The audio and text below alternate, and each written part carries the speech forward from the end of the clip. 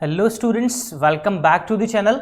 जैसे कि आपको पता है कि हमने मनी एंड बैंकिंग का एक यूनिट शुरू किया था। मनी एंड बैंकिंग में हमने देखा था कि हमने मनी चैप्टर को कंप्लीट किया था। सब बैंकिंग देखा था हमने। तो बैंकिंग में सबसे पहले देखा था फंक्शंस ऑफ कमर्शियल बैंक और कमर्शियल बैंक कैसे क्रेडिट को क्रिएट करता है। उसके बाद हमने देखा फंक्शंस ऑफ सेंट्रल बैंक। फिर हमने कहा था कि हम एक सेपरेट वीडियो लेकर आएंगे जिसमें ये होगा कंट्रोलर ऑफ क्रेडिट, क्योंकि आपको पता है आरबीआई को कंट्रोलर ऑफ क्रेडिट भी कहा जाता है कि वो क्रेडिट को क्या करता है, कंट्रोल करता है। तो उस क्रेडिट को कंट्रोल करने के लिए कुछ दो टेक्निक्स हैं, ठीक है, दो इंस्ट्रूमेंट्स हैं जिनके थ्रू हम क्या कर सकते हैं, मनी सप्लाई को क्या कर सकते हैं, कंट्रोल कर सकते हैं। ओके, तो आज के हम वीडियो में यही सीखेंगे कि कंट्रोलर ऑफ क्रेडिट कैसे होता है, सेंट्रल बैंक कैसे कंट्रोल करता है क्रेडिट को। ओके, क्रिएट कौन करता था, कमर्शियल बैंक, लेकिन कंट्रोल कौन करेगा, सेंट्रल बैंक उसको क्या करेगा, कंट्रोल करेगा। ठीक है, तो सबसे पहले देखिएगा adopts quantitative and qualitative methods to control. Okay, क्या क्या दो मेथड्स हैं, दो टेक्निक्स हैं, कौन कौन सी, क्वांटिटेटिव एंड क्वालिटेटिव, उनको अडॉप्ट करता है कौन, central bank. And it is also known as monetary policy of central bank, और इसको हम क्या बोलते हैं, monetary policy of central bank भी इसको बोला जाता है। ठीक है, अब देखिएगा कौन कौन से हमारे पास क्वांटिटेटिव, कौन कौन से क्वालिटेटिव है, एक बार उन पर नजर डालते हैं, फिर एक एक करके समझेंगे उनको। देखिएगा यहां पर है फॉर एक्सपेंशन, जब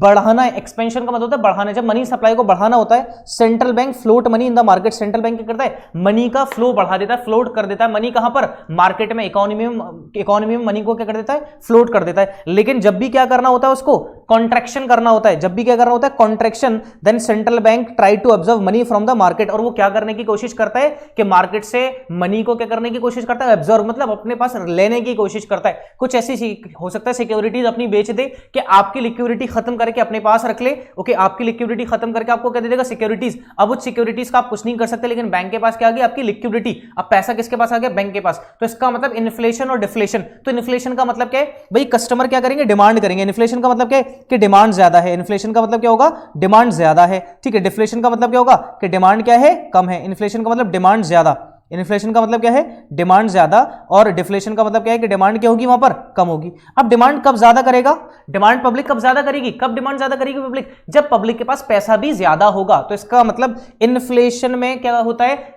पब्लिक क्या करती है, डिमांड ज्यादा करती है, क्योंकि उसके पास पैसा क्या है, ज्यादा। तो यहां पर पैसा ज्यादा है, तो इन्फ्लेशन में पैसे को यहां पर क्या करेगा, मनी सप्लाई को क्या करेगा, यहां पे कंट्रोल करेगा, मतलब क्या करने की कोशिश करेगा, एब्जॉर्व करने की कोशिश करेगा। क्या करने की कोशिश करेगा, एब्जॉर्व। ओके, अपने कुछ इंस्ट्रूमेंट से, अपने कुछ मेथड से। यहां पर डिफ्लेशन है तो डिमांड क्या है, कम, क्योंकि पब्लिक के पास पैसा नहीं है। तो यहां पर क्या करना शुरू करेगा, वो मार्केट में मनी फ्लो करना शुरू करेगा। ओके, क्लियर है।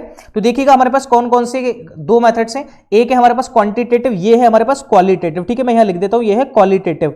ओके, क्वालिटेटिव और क्वांटिटेटिव। क्वांटिटेटिव में क्या क्या आता है, क्वांटिटेटिव में आता है ओपन मार्केट ऑपरेशंस, इसके बारे में डिस्कस करेंगे, बैंक रेट पॉलिसी, इसके बारे में डिस्कस करेंगे, repo rate and reverse repo rate and legal reserve ratio etcetera. ये सब किसके पार्ट है, क्वांटिटेटिव टेक्निक्स है। ओके, क्वालिटेटिव टेक्निक्स में क्या क्या आता है वो देख लेते हैं एक बार। क्या, margin requirements, moral suasion and credit rationing, these are the instruments. Okay, जो किसके अंदर कवर अप होते हैं, किसके अंदर फॉल होते हैं, क्वालिटेटिव टेक्निक्स के अंदर। अब एक एक करके इनको जानेंगे। ठीक है, एक बार देख लेते हैं। कंट्रोलर ऑफ क्रेडिट, क्वांटिटेटिव कौन कौन से, बैंक रेट हो गया, ओपन मार्केट ऑपरेशंस हो गया, लिक्विडिटी एडजस्टमेंट रेशियो हो गया, और लीगल रिजर्व रेशियो हो गया। क्वालिटेटिव में आते हैं margin requirements, rationing of credit and moral suasion. एक एक करके इनका मीनिंग जानते हैं, कब इंक्रीज कब डिक्रीज होंगे ये सारे रेट। आइए तो देखिएगा, सबसे पहले हमारे पास बैंक रेट। तो सबसे पहले बैंक रेट की बात करते हैं, इसको दूसरा नाम भी देते हैं, इसको डिस्काउंट रेट भी बोलते हैं। क्या बोलते हैं, डिस्काउंट रेट। क्या बोलते हैं इसको, डिस्काउंट रेट भी इसका दूसरा नाम है। तो bank rate is also known as discount rate. ठीक है, अब देखिएगा बैंक रेट क्या होता है, bank rate is that rate at which central bank lends money to commercial bank for long term purpose without any security. बिना किसी security लिए जब सेंट्रल बैंक कमर्शियल बैंक को क्या करती है, पैसा लैंड करती है फॉर लॉन्ग टर्म पर्पस, तो उसको हम क्या बोलते हैं, उस टाइम जो इंटरेस्ट चार्ज करती है सेंट्रल बैंक कमर्शियल बैंक से, उस रेट को हम बोलते हैं बैंक रेट और डिस्काउंट रेट। ठीक है, it is the rate of interest charge by central bank. Okay, किससे चार्ज करती है, कमर्शियल बैंक से। किस पर्पस के लिए, जब सेंट्रल कमर्शियल बैंक ने लोन लिया हो सेंट्रल बैंक से, किस पर्पस के लिए, लॉन्ग टर्म पर्पस के लिए, विदाउट एनी सिक्योरिटी। ओके, तो it is the rate of interest at which commercial bank borrows money from the central bank for long run without any security deposit. Okay, अब inflation और deflation में क्या होगा, जरा suppose करना। Okay, हमारे पास inflation की बात करते हैं हम, इन्फ्लेशन। ठीक है, और दूसरा है हमारे पास डिफ्लेशन। ओके, इन्फ्लेशन और डिफ्लेशन, यही दो टर्म से हमें समझना है। ठीक है, जरा समझना यहां पर बैंक रेट। बैंक रेट मान लेते हैं, पहले बैंक रेट था हमारे पास, बैंक रेट था पहले 5%। बैंक रेट कितना था, 5% था। ठीक है, अब बैंक रेट 5% है, लेकिन अब बैंक रेट फिर हो गया, बैंक रेट बैंक ने कर दिया 10% का। ओके, जब बैंक रेट 5% था तो कमर्शियल बैंक सेंट्रल बैंक से लोन ज्यादा लेगी लॉन्ग टर्म पर्पस के लिए, ठीक है। और जैसे ही ये रेट क्या हो जाएगा 10% हो जाएगा तो कमर्शियल बैंक सेंट्रल बैंक से लोन क्या करेगी, कम लेना शुरू कर देगी। जब कमर्शियल बैंक के पास खुद लोन कम आएगा, कहां से, सेंट्रल बैंक के पास, तो पब्लिक को कमर्शियल बैंक भी क्या करेगी, कम देगी। तो इसका मतलब इन्फ्लेशन में पब्लिक क्या कर रही है, डिमांड ज्यादा कर रही है। तो पब्लिक का पैसा हमें क्या करना है, ट्राई टू एब्जॉर्व, उनका पैसा क्या करना है, हमें एब्जॉर्व करना है। तो कैसे एब्जॉर्व करेंगे भाई, क्या होगा, इन्फ्लेशन के टाइम पर हम बैंक रेट को क्या कर देंगे, इंक्रीज कर देंगे। इन्फ्लेशन के टाइम पे हम बैंक को क्या कर देंगे, इंक्रीज कर देंगे बैंक रेट को। ये क्या करेगा फिर, जैसे ही हमने बैंक रेट इंक्रीज करा तो क्या, it tends to decrease the money lending. Okay, ये किसको डिक्रीज कर देगा, मनी लेंडिंग को, कि भाई अब central bank, commercial bank central bank से लोन क्या लेगा, बहुत कम लेगा। और ड्यूरिंग डिफ्लेशन पैसा है ही नहीं पब्लिक के पास, ओके, मनी को क्या कर देगा, फ्लोट कर देगा।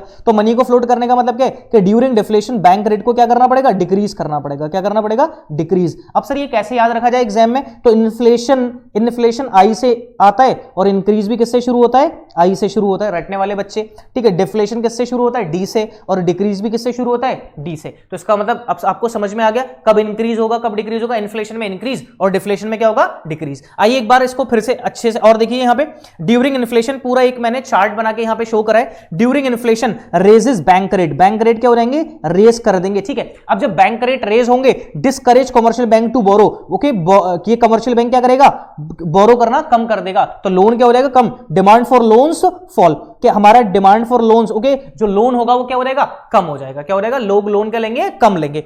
During deflation, okay, during deflation reduces का मतलब डिक्रीज, बैंक रेट क्या हो जाएगा, डिक्रीज हो जाएगा। ये क्या करेगा, अब जैसे अब रेट क्या हो गया, कम हो गया, रेट क्या हो गया, कम हो गया। अब आपको लोन सस्ते में प्रोवाइड किया जा रहा है तो कमर्शियल बैंक क्या करेंगी, ज्यादा लोन लेने की कोशिश करेंगी। तो इसका मतलब ये रेट उनको क्या कर रहा है, लोन लेने के लिए इनकरेज कर रहा है। तो encourage commercial bank to borrow, ये क्या कर रहा है, कमर्शियल बैंक को इनकरेज कर रहा है कि वो लोन बोरो कर ले, ठीक है। डिमांड फॉर लोन्स क्या हो जाएगा, राइज हो जाएगा। ओके, तो यहां पर बता रहा है प्रीवियसली 10% था, ओके, तो इन्फ्लेशन के टाइम पर रेट को क्या करना पड़ेगा, इंक्रीज करना पड़ेगा, क्योंकि कंट्रोल करना है ना क्रेडिट को। ओके, प्रीवियसली ये कितना था, डिफ्लेशन के टाइम 10%, अब क्या करना पड़ेगा, करंट हमें डिक्रीज करना पड़ेगा, क्योंकि ये क्या करेगा, इनकरेज करेगा किसके लिए, लोन के लिए, क्योंकि मनी सप्लाई होती रहनी चाहिए, अगर रुक गई तो फिर प्रॉब्लम्स हो जाएंगी, ठीक है।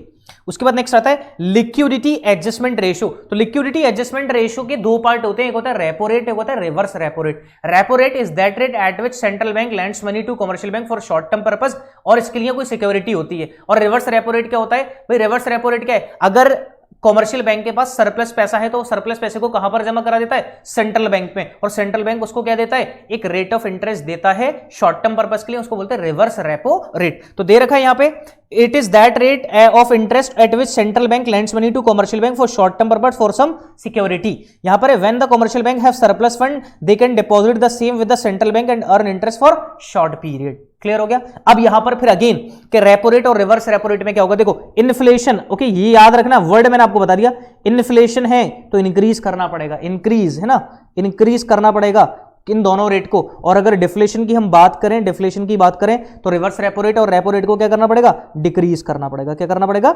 डिक्रीज। तो एक बार देख लेते हैं यहां पर, during inflation raises repo rate, raises repo rate, ठीक है। During deflation reduce, discourage commercial bank to borrow, ये डिस्करेज करेगा, encourage to commercial bank to borrow, okay. Demand for loan falls, demand for loan rises, okay. यहां पर previously 6% था, currently कितना होगा 6.5, क्योंकि इन्फ्लेशन का टाइम है, कंट्रोल करना है तो रेट को बढ़ा दिया जाएगा, ओके। पहले ये 6% था, अब इनकरेज करना है कि लोग ज्यादा से ज्यादा लोन लें, मनी सप्लाई को बढ़ाना है, फ्लोट करना है पैसा मार्केट में, तो क्या करना पड़ेगा हमें, रेट को क्या करना पड़ेगा, कम करना पड़ेगा। क्लियर हो गया, यहां तक अच्छे समझ में आ गया। उसके बाद आता है लीगल रिजर्व रेशियो, LLR। तो legal reserve ratio, legally central bank क्या करता है, एक LRR डिसाइड करता है, ठीक है। LLR डिसाइड करता है, LRR के दो पार्ट होते हैं, एक CRR एक SLR, cash reserve ratio and statutory liquidity ratio, okay. LLR is equals to CRR plus SLR। तो देखिएगा क्या है, it is the legal compulsion of the banks to keep certain minimum fractions of their deposit as such the fraction is called the legal reserve ratio. The LRR is fixed by the central bank, it has two components, उसके दो component है, CRR और SLR। CRR का present 2019 का rate है 4% और present SLR कितना है 2019 के अकॉर्डिंग 19.5% है हमारे पास, ठीक है। अब देखिएगा ये LRR क्या होता है, बेसिकली ऐसा होता है, ऐसा माना जाता है कि जो कमर्शियल बैंक में पैसा डिपॉजिट कराते हैं, डिपॉजिटर्स जो सेवर्स हैं, वो एक टाइम पर, हम फ्रैक्शंस क्यों लेते हैं, क्योंकि एक टाइम पर सारे के सारे पैसा विड्रू नहीं कर सकते, इसलिए हम सिर्फ क्या लेते हैं, एक छोटी सी फ्रैक्शन ले लेते हैं, ओके। क्लियर है। नेक्स्ट है लीगल रिजर्व रेशो, इसमें कैश रिजर्व रेशो और एसएलआर आपको बताया। तो देखो सीआरआर क्या होता है, it is the percentage or certain ratio of commercial bank net deposits and time liabilities which has to be keeped with central bank. CRR वो रिजर्व है जो कमर्शियल बैंक किसके पास डिपॉजिट कराती है, सेंट्रल बैंक के पास, ठीक है। सीआरआर वो रेट है जो किसके पास जमा कराती है कमर्शियल बैंक, सेंट्रल बैंक के पास। और एसएलआर वो रिजर्व है जो कमर्शियल बैंक किसके पास रखती है, कीप देमसेल्व्स, अपने पास रखती है। जो अपने पास रखती है रिजर्व उसको बोलते हैं एसएलआर, जो सेंट्रल बैंक के पास रखती है उसको क्या बोलते हैं, सीआरआर। ओके ठीक है। अब देखो ड्यूरिंग इन्फ्लेशन, बात वही है ड्यूरिंग इन्फ्लेशन, तो इन्फ्लेशन का मतलब ओके इंक्रीज हो रहा है, तो raise is the rate of minimum CRR और एसएलआर। ओके, और अगर ड्यूरिंग डिफ्लेशन अगेन आ गया, डी से बताया था क्या हो जाएगा, डिक्रीज हो जाएगा। Reduces the lending capacity of commercial bank, okay, increases the lending capacity of commercial bank. Clear हो गया। ओके अब यहां पे रेट से समझा रखा है। ओपन मार्केट ऑपरेशंस, देखो ओपन मार्केट ऑपरेशंस का मतलब क्या है, buying and selling of government securities. अब आपको पता है कौन करता है, बाय आरबीआई। कौन करता है, buying and selling of government securities by RBI. ठीक है, अब जरा समझना, पब्लिक के पास पैसा बहुत ज्यादा है, मतलब इन्फ्लेशन, डिमांड कर रहे हैं, क्या कर रहे हैं वो, डिमांड कर रहे हैं इन्फ्लेशन, और दूसरा पार्ट है हमारे पास, दूसरा टर्म क्या है, डिफ्लेशन। ठीक है, पब्लिक के पास बहुत ज्यादा पैसा इसलिए वो क्या कर रही है, डिमांड। अब इसको क्या करना है, आपको कंट्रोल करना है। क्या करना है, इसको कंट्रोल करना है। इसका मतलब देखो कंट्रोल कैसे होगा, पब्लिक के पास क्या है, पब्लिक के पास क्या होता है भाई, पब्लिक के पास क्या है, मनी है। पब्लिक के पास क्या है, मनी। अब इस मनी को क्या करना चाहता है सेंट्रल बैंक, कंट्रोल करना चाहता है। क्या करना चाहता है, इसको कंट्रोल। तो क्या करेगा कंट्रोल करके, कि ये जो मनी है, ये लिक्विडिटी जो है पब्लिक के पास, ये लिक्विडिटी किसके पास है, पब्लिक के पास जो लिक्विडिटी है उसको खत्म करेगा। क्या करेगा, उसको खत्म करेगा। ठीक है, लिक्विडिटी को क्या करना चाहेगा, वो खत्म करना चाहेगा। क्यों, क्योंकि जितनी ज्यादा लिक्विडिटी पब्लिक के पास होगी उतना ज्यादा क्या करेंगे, डिमांड करेंगे, तो इन्फ्लेशन हो जाएगा मार्केट में। तो इसको क्या करेगा, कंट्रोल करेगा। कैसे कंट्रोल करेगा भाई, जो अपनी गवर्नमेंट सिक्योरिटीज हैं, जो अपनी गवर्नमेंट सिक्योरिटीज हैं वो क्या कर देगा, ये सेल कर देगा। क्या कर देगा, सेल। किसको सेल कर देगा, to the public. Okay, public को सेल करके क्या होगा, अब पब्लिक को सेल कर दी तो जो पब्लिक के पास जो कैश था, जो पब्लिक के पास जो मनी थी, मतलब जो पब्लिक के पास लिक्विडिटी थी, वो किसके पास आ जाएगी, वो किसके पास आ जाएगी, बैंक के पास। किसके पास आ जाएगी, वो बैंक के पास। कौन से बैंक के पास, सेंट्रल बैंक के पास आ जाएगी। तो इसका मतलब पब्लिक के पास तो पैसा खत्म हो गया, वो पैसे की लिक्विडिटी किसके पास आ गई, अब सेंट्रल बैंक के पास। इसका मतलब पब्लिक के पास सिर्फ वो सिक्योरिटी है और वो सिक्योरिटी को कुछ कर नहीं सकता, सिर्फ सिक्योरिटी है उसके पास। तो इसका मतलब क्या होगा, ड्यूरिंग इन्फ्लेशन आरबीआई क्या करेगा, सेंट्रल बैंक क्या करेगा, अपनी सिक्योरिटी किसको बेच देगा, पब्लिक को बेच देगा या कमर्शियल बैंक को बेच देगा। क्योंकि क्या करना चाह रहा है इसको, इन्फ्लेशन मतलब मनी सप्लाई को क्या कर रहा है, वो कंट्रोल कर रहा है कि लिक्विडिटी आपकी खत्म करके आपको क्या दे दी, अपनी गवर्नमेंट सिक्योरिटीज पब्लिक को या फिर कमर्शियल बैंक को। ठीक है, बेसिकली वो कमर्शियल बैंक को ही करता है। ओके, बात समझ में आ गई आपके। ठीक है, तो क्या करेगा, ड्यूरिंग इन्फ्लेशन सिक्योरिटीज को क्या करेगा, सेल। ड्यूरिंग इन्फ्लेशन सिक्योरिटीज को क्या करेगा, सेल। और ड्यूरिंग डिफ्लेशन की बात करें, ड्यूरिंग डिफ्लेशन तो जो सेल करी थी कमर्शियल बैंक को उसने गवर्नमेंट सिक्योरिटी, तो उनसे क्या कर लेगा, बाय कर लेगा। जब बाय करेगा तो ये सिक्योरिटी किसके पास चली जाएगी, सेंट्रल बैंक के पास। किसके पास चली जाएगी, सेंट्रल बैंक के पास। तो सेंट्रल बैंक इसके बदले में उनको क्या दे देगा, मनी। क्या दे देगा इनको, मनी। तो फिर से मनी क्या हो जाएगा, फ्लोट हो जाएगा। कहां पर, मार्केट में, इकोनॉमी में क्या हो जाएगा, मनी फ्लोट हो जाएगा। ठीक है, बात समझ में आ रही है, क्लियर है। ओपन मार्केट ऑपरेशंस, ठीक है। तो इन्फ्लेशन के टाइम सेल कर देगा सिक्योरिटीज को और डिफ्लेशन के टाइम क्या कर लेगा, बाय कर लेगा। ठीक है, क्लियर। देखो यहां पे during inflation central bank sells government securities to commercial bank को करेगा। Okay, central bank purchase government securities from commercial bank. ठीक है, reduces the credit capacity to offer loans, increases the credit capacity to offer loans. Clear.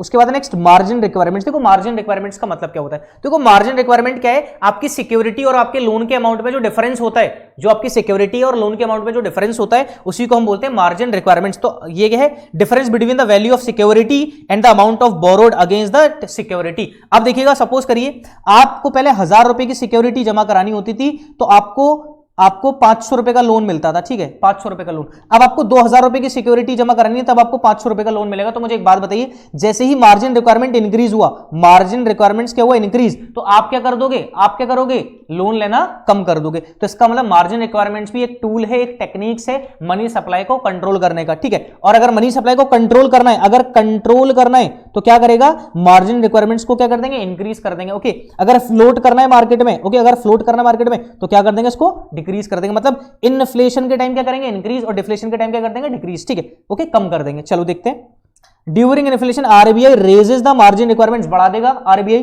During deflation RBI reduces the margin requirement. Okay, borrowers will get less credit against their securities, security के इसके against में उन्हें क्या मिलेगा, credit कम मिलेगा। तो पहले 1000 रुपए की सिक्योरिटी में 500 मिलते थे, अब 1000 रुपए की सिक्योरिटी में सिर्फ आपको कितने मिलेंगे, 250 का क्रेडिट मिलेगा। बात समझ में आ गई? Okay, borrowers will get more credit against their securities, clear है? अब यहां पर पहले प्रीवियसली 30% था, अगर इन्फ्लेशन करना है तो उसको क्या कर दो, इंक्रीज, आई से इंक्रीज, आई से इन्फ्लेशन। ओके, डिफ्लेशन में क्या करना है, डिक्रीज करना है, तो डी से डिफ्लेशन और डी से डिक्रीज, क्लियर हो गया? ओके, अब आता है मॉरल स्वेजन, और इसका मतलब क्या है, ये क्वालिटेटिव इंस्ट्रूमेंट्स हैं। मॉरल स्वेजन, तो मॉरल स्वेजन का मतलब क्या है कि आरबीआई क्या करता है, रिटन और ओरल एडवाइस देता है किसको, कमर्शियल बैंक्स को। ओके, क्या करने के लिए क्या करता है, टू रेस्ट्रिक्ट और एक्सपेंड क्रेडिट, या तो आपको रेस्ट्रिक्ट करना है मतलब क्रेडिट लोगों को नहीं देना, या फिर क्रेडिट को क्या करना है, बढ़ाना है। तो during inflation pursuits member not to advance credit for speculative, मतलब स्पेकुलेशन के लिए मना करेगा कि ड्यूरिंग इन्फ्लेशन, इन्फ्लेशन के टाइम, क्योंकि लोगों के पास पैसा बहुत ज्यादा होगा तो लोग क्या करेंगे, स्पेकुलेशन करेंगे, ठीक है, स्पेकुलेशन करेंगे। तो क्या करेगा, ड्यूरिंग इन्फ्लेशन क्या करेगा, वो मना करेगा। During deflation pursuits member to advance credit for speculative, और डिफ्लेशन के टाइम में क्या करेगा, इनकरेज करेगा कि आप उनको पैसा दो, और इन्फ्लेशन के टाइम पे क्या करेगा, डिस्करेज करेगा। Disallow bank from entering into certain transactions, मना कर देगा, ठीक है। यहां पे क्या करेगा, सेंट्रल बैंक अलाउ करेगा कमर्शियल बैंकों के सच पर्पस के लिए आप क्या कर दो, लोन ग्रांट कर दो, ठीक है।